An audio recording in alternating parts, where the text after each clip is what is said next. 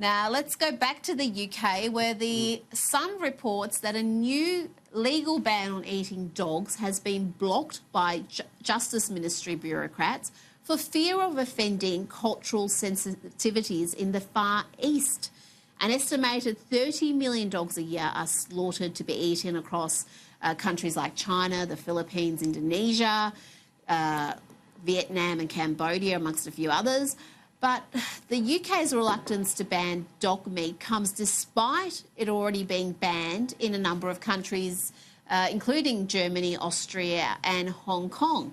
And I can tell you Ricky Gervais, the actually very funny comedian Ricky Gervais, was absolutely disgusted by this. He tweeted this saying, "This is what happens when cowards are afraid to do the right thing for fear it may offend." Daisy, I've got to say I was shocked by this. I would have thought this would be a no-brainer, but the UK keeps making policies that seem to defy logic. You would have thought it would be a no-brainer, I guess. I think any reasonable person would think this is a no-brainer, but apparently this fear of offending people is more powerful than common sense.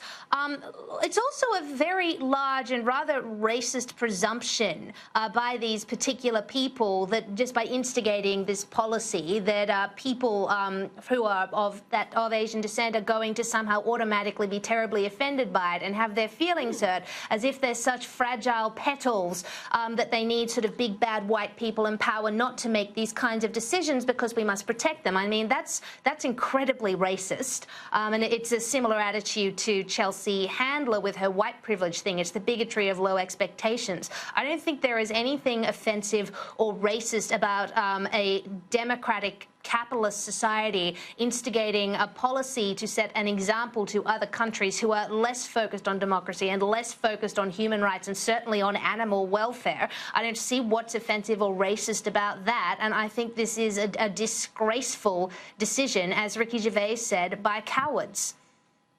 Yeah, I mean, they weren't even making the argument, Kevin. If they made the argument, well, you know, why should we ban dog meat when other animals have factory farming inflicted on them and there's cruel practices in how we slaughter them. So, you know, why should one category of animal be exempt?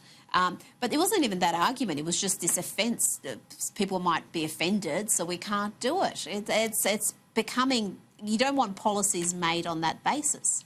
Well, first of all, I know Julia, my wife, and our dog watches the show. There should have been a trigger warning, I think, at the start for Fabio the dog. But you're right. It's an example, though. Is Fabio an Afghan? He's a little Lakeland Terrier, oh, no, okay. like the Italian actor. But anyway, to be more serious, years ago I wrote about the dangers of multiculturalism and the idea that you can embrace all cultures, led to cultural relativity, that you couldn't make a judgment and say, well, this is right, this is wrong. You get into this terrible mess, and this is where the cultural left, as I call it, have really lost any sense of logic or rationality. I mean, on one way they're saying protect animals, you know, the whole PETA thing in Australia, they're storming farms, they're disrupting agriculture. But then you've got this other idea, well, if you're in England and you've got so many people from Asia or wherever it is living there, you have to respect their cultural sensitivity.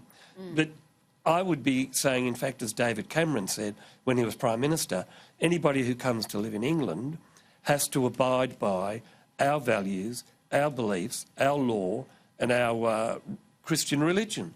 Now, that doesn't mean everybody has to have faith, but what he was saying was we have a certain way of deciding moral issues, ethical issues, and if you don't like that, you should not come here.